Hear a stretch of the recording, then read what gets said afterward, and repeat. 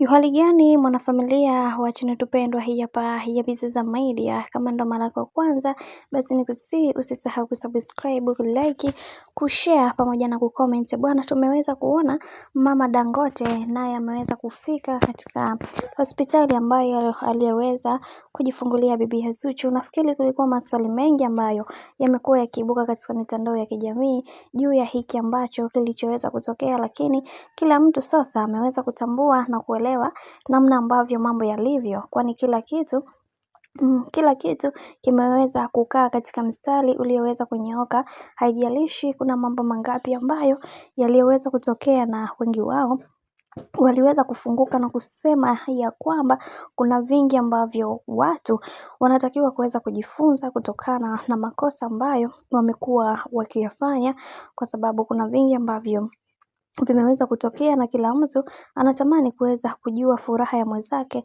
imekadia wapi. Sasa unaambiwa bwana, bibie Zuchu ndiye ambaye aliyeweza kuomba kusawazisha mambo kabla mambo mengine hayajaanza kuharibika. Nafikiri watu wengi mnafahamu hili, na tuliweza kuona dada wa Esma aliweza kukiri na kusema ya kwamba katika haya ambayo yanayoendelea ni vyema tu tukasameheana na kila kitu kikaanza upya kabisa, kwa sababu kuna vingi ambavyo vimeweza kutokea katika maisha yetu, hivyo si vyema kuendelea kuweka vitu moyoni. Sasa unaambiwa bwana, kuna mambo mengi ambayo yameweza kutokea kwa upande wa Mama Dangote. Yeye ameweza kusema ya kwamba sisi kama familia tumeshamsamehe kila kitu. Kama nataka nikukumbushe kitu kimoja, kama hukijui sababu ya haya yote kuweza kutokea, inasemekana ya kwamba bibi Zuchu kuna siku aliweza kumrasha kibao Mama Dangote. Kwa hiyo hapo ndipo ugomvi ambapo ulipoweza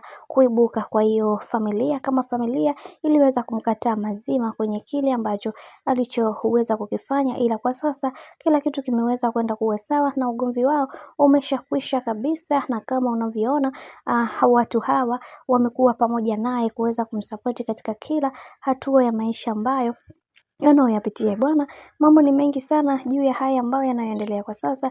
Mimi naomba nikusihi kitu kimoja, kama ndo mara yako kwanza, basi usisahau kusubscribe, kulike, kushare pamoja na kucomment.